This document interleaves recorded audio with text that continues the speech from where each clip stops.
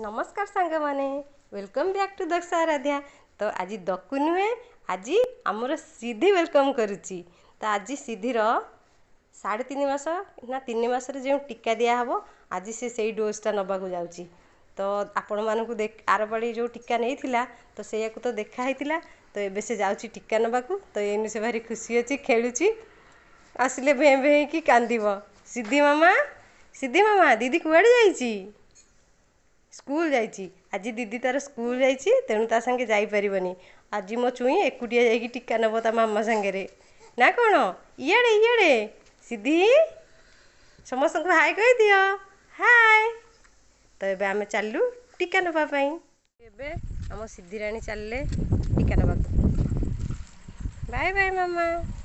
ये मालूम जो गला बेलू कांदिलानी माँ तो आखिर पवन पवन बाजिकी आखिर लुह बोलानी कान